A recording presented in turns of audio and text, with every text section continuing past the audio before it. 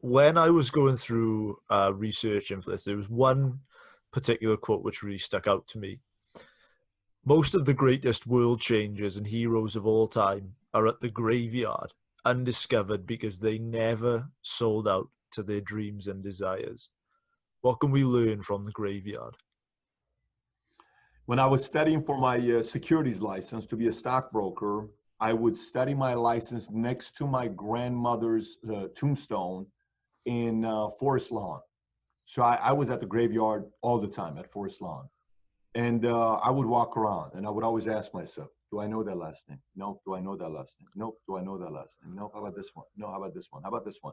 This person lived 37 years. You think they maxed out their 37 years? 72 years. You think they maxed out 88 years? You think they gave everything? 93 years. I was always at cemetery because cemetery to me was a place that I know I'm going to end up at. I'm going to be there no matter what. There's no way you can leave that part. You're going to end up being there. Even the richest man in the world that's trying to come out with all the vaccines in the world to live for the rest of his life, he's going to eventually die. You're going to die, right? So that created a level of urgency for me to know that if you don't get moving, one day someone's going to walk past your tombstone and they're going to say, who the hell is Patrick Bet-David?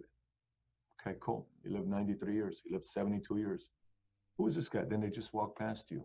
Now, I'm not going to live with that. I'm going to do my part to make sure that day comes that someone's going to say, this guy impacted the world. I'm going to do my best with the life and the gifts that were given to me. I'm going to do my part. I can't control all of it, but I'm going to do my part. So the reason why I put that quote there, I don't know if that's out of the book, 25 Laws for Doing the Impossible.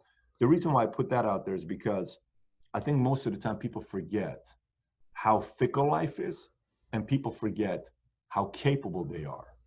Their parents, their exes, their friends, the media, the news, the educational system convinces them that they're average and ordinary, and they buy it. The biggest problem isn't that those people are trying to convince you. The biggest problem is that people buy it. It's like going to the store and buying a product you never wear. You were sold. You were sold something you're never going to use. A lot of people are sold mindsets that they should have never bought. I refuse to buy a lot of the mindset people try to impose on me. And my recommendation is for people to do the same as well, because this thing called life is fickle and we got a shot to do something special with our lives. And I think we ought to.